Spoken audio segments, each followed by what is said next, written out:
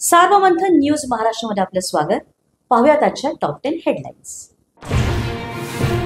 निशिकांत दुबे सारख्या लकडबग्यांकडून आग लावण्याचा प्रयत्न, उद्धव ठाकरे यांची टीका. तर भाजपा लोकांची घरं फोडूनच राजकारण करत असल्याचा उद्धव ठाकरे यांचा आरोप.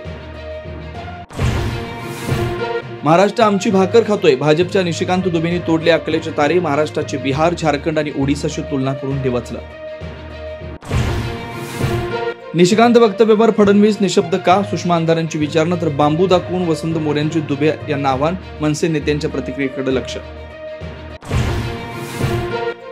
पहलगामचे अतिरेकी भाजपमध्ये गेले की काय? उद्धव ठाकरेंचा हल्लाबोल. मराठीसाठी आंदोलन करणाऱ्यांची पहलगामच्या अतिरेक्यांशी तुलना करणाऱ्या शेलारांना प्रत्युत्तर. युती संदर्भात कोणी बोलू नये, बोलण्यापूर्वी आपल्याला विचारावं. राज ठाकरेंचा मनसे पदाधिकाऱ्यांना आदेश. सूचनेमुळे मनसे पदाधिकारी संभ्रमात. छत्रपती शिवाजी महाराज आणि शंभूराजांबाबत वादग्रस्त विधान करणाऱ्या संजय गायकवाडांचा अखेर माफीनामा. चौफेर टीकेनंतर दिलगिरी. मुख्यमंत्री फडणवीसांनी वर्षा निवासस्थानी बोलावली भाजपच्या मंत्र्यांची बैठक. अधिवेशनातील कामकाज, मंत्र्यांची कामगिरी आणि स्थानिक स्वराज्य संस्थेच्या निवडणुकांबाबत करणार मार्गदर्शन. पुणे रेल्वे स्थानकासमोरील महात्मा गांधीजींच्या पुतळ्याची विटंबना करण्याचा प्रयत्न. सूरज शुक्ला नामक माथेफिरू अटकेत, काँग्रेसकडून दुग्धाभिषेक. विषय अहिल्यानगरमध्ये बनावट शासन निर्णयाद्वारे 7 कोटींची फसवणूक. विधानसभा निवडणुकीच्या धामधुमीत सरकारने काढलेल्या शेकडो GRचा घेतला गैरफायदा. राज्यातल्या अनेक भागात तपासाचे आदेश.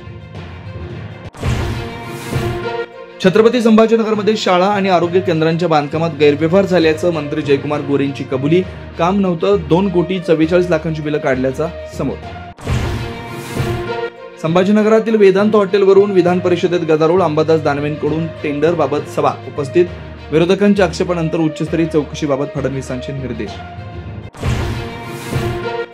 नाशिकच्या गंगापूर धरणातून गोदावरीत विसर्ग. गोदावरी काठावरील मंदिर पाण्याखाली. तर मुंबई, पालघर, सिंधुदुर्गातील धरणातील पाणी साठ्यात वाढ. सार्वमंथन न्यूज महाराष्ट्राला लाईक करा, शेअर करा, सबस्क्राईब करा.